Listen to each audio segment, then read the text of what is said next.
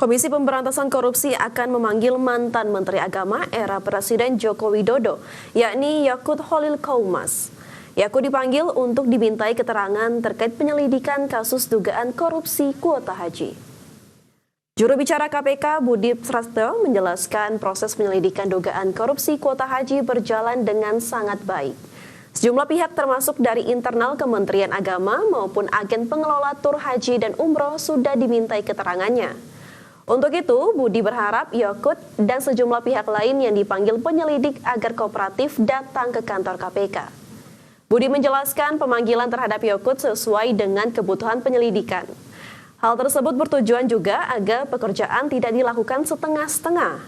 Budi menambahkan dalam waktu dekat KPK juga akan menaikkan penanganan perkara tersebut ke tahap penyidikan. Tentu kehadiran yang bersangkutan nantinya sangat dibutuhkan, sehingga dalam proses penyelidikan ini kita kemudian juga bisa mendapatkan informasi atau keterangan yang dibutuhkan sehingga membuat terang perkara ini. Nanti kami akan cek apakah sudah ada konfirmasi diberikan atau belum, namun KPK berharap yang bersangkutan dapat hadir dalam undangan atau panggilan tersebut karena memang keterangan dari yang bersangkutan sangat dibutuhkan dalam proses. Pemirsa, ICW laporkan dugaan korupsi yang dilakukan penyelenggaraan Haji 2025 ke KPK. Ya, dugaan korupsi terkait menu makanan yang diberikan kepada jemaah yang tidak sesuai porsi. Indonesian Corruption Watch melaporkan dugaan korupsi dalam penyelenggaraan Haji 2025 ke Komisi Pemberantasan Korupsi pada Selasa siang. Laporan ini dilayangkan lantaran ICW menemukan dugaan korupsi di menu makanan yang diberikan kepada jemaah, sebagaimana diatur dalam Permenkes nomor 28 tahun 2019. Menurut ICW, kebutuhan kalori perorangan seharusnya adalah 2.100 kalori. Namun berdasarkan perhitungan ICW, rata-rata makanan yang diberikan hanya 1.715 hingga 1.765 kalori. Tak hanya itu, ICW juga menemukan ketidaksesuaian porsi makanan dengan kontrak, yang seharusnya tercantum nasi dengan takaran 150 gram, telur 80 gram, dan sayur terong 75 gram. Dengan dugaan korupsi sekitar 255 miliar dan juga pungutan atau pemerasan oleh salah satu pegawai negeri sebesar 51 miliar rupiah. Dari sini harapannya KPK dapat menindaklanjuti seluruh informasi dan analisis yang kami sampaikan sehingga penyelenggaraan haji di tahun depan itu dapat berjalan lancar dan sesuai dengan dokumen seperti itu. Berdasarkan temuan tersebut, dalam perkara ini ICW melaporkan 3 orang dari Kementerian Agama ke KPK. Mereka terdiri dari 1 penyelenggara negara dan 2 pegawai negeri. Dari Jakarta, Indra Setiabudi, Iriansyah, M. Firmansyah, IDEX Channel.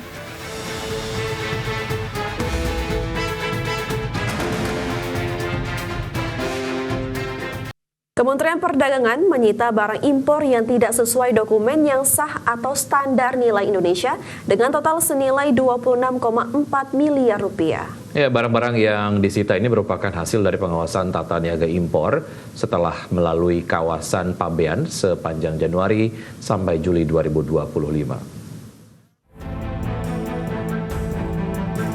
Kementerian Perdagangan membeberkan hasil pengawasan tata niaga impor melalui skema post border yang dilakukan bersama kementerian dan lembaga terkait sepanjang Januari hingga Juli 2025.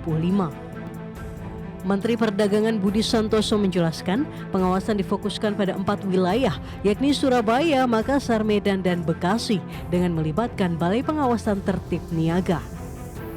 Total ada 5.766 dokumen pemberitahuan impor barang yang diperiksa selama periode ini.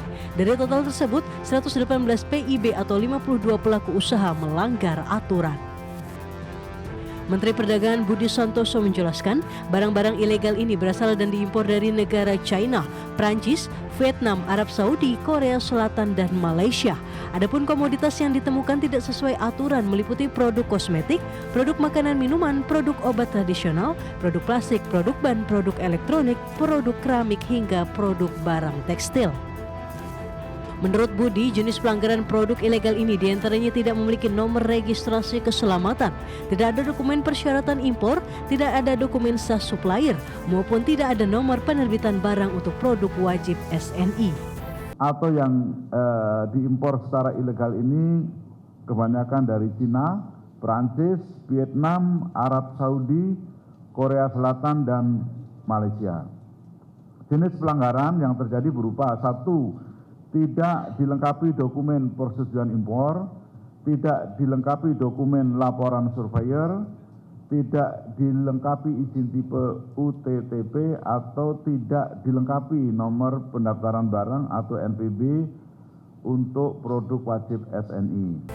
Dalam kasus ini, sebanyak 14 pelaku usaha dikenai surat peringatan dan 18 diperintahkan menarik barang dan 2 pelaku usaha diblokir akses usahanya. Jakarta, Bagus Prasetya, Tri Julianti Leman, IDX Channel. Pemirsa, Komisi Pemberantasan Korupsi memanggil mantan Menteri Agama Yakut Holil Koumas terkait dugaan korupsi kuota haji. Informasinya akan kami hadirkan usai jeda berikut, tetap bersama kami.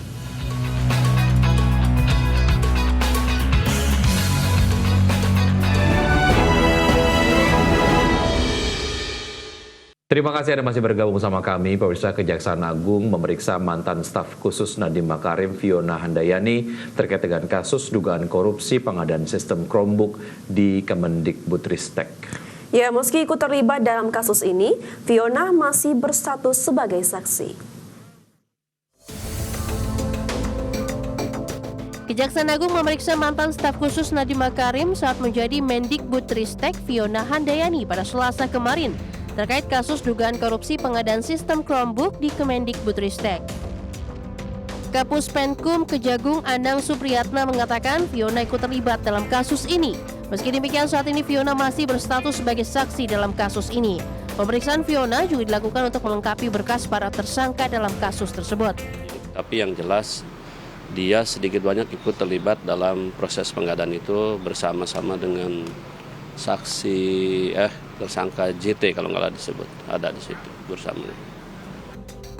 Seperti diketahui, Kejaksaan Agung telah menetapkan 4 tersangka dalam kasus ini, yakni mantan staf khusus Nadiem, Juristan, konsultan Ibrahim Arif, ex-direktur SMP Kemendikbudristek Mulyatsa, dan mantan direktur Sekolah Dasar Kemendikbudristek Sri Wahyuningsih. Dari Jakarta, Tim Liputan, IDX Channel. Ya, mantan staf khusus Mendikbudristek Nadiem Makarim Fiona Handayani diperiksa selama hampir 11 jam oleh penyidik Kejaksaan Agung pada Selasa kemarin. Pemeriksaan ini diduga terkait dengan korupsi pengadaan 1,2 juta unit laptop Chromebook senilai 9,3 triliun rupiah. Pemeriksaan Fiona hari ini merupakan pemeriksaan yang keempat kalinya. Fiona datang ke gedung Kejagung sekitar pukul 9 pagi dan baru keluar hampir pukul 20 malam. Dalam pemeriksaan yang berlangsung hampir 11 jam ini, Fiona dicecar 70 pertanyaan. Kuasa hukum Fiona, Indra Haposan Sihombing, menyebut pemeriksaan berlangsung intens. Fokus pemeriksaan adalah seputar komunikasi Fiona dengan para tersangka saat pengadaan laptop berlangsung. Menurut Indra, Fiona hanya hadir dalam rapat pada Mei 2020 dan sekedar memberikan pandangan. Hasil pemeriksaan hari ini itu masih terkait dengan surat panggilan yang tadi kita jelaskan, itu terkait digitalisasi tahun 2019 sampai tahun 2022. Adapun pendalamannya terhadap panggilan ini itu mengenai bagaimana bentuk komunikasi dengan 4 tersangka yang sudah ada, karena menurut keterangan saksi perkara ini sudah display tersangka-tersangkanya. Jadi bagaimana komunikasinya selama bekerja, kemudian ya hanya sebatas bagaimana bentuk komunikasi selama bekerja untuk dalam pemilihan Chromebook, tapi tidak ada penjelasan terkait pemilihan. Sebenarnya 2 arah yang dilakukan, tetap Chromebook dan tetap Windows. Klien kami sudah jelaskan.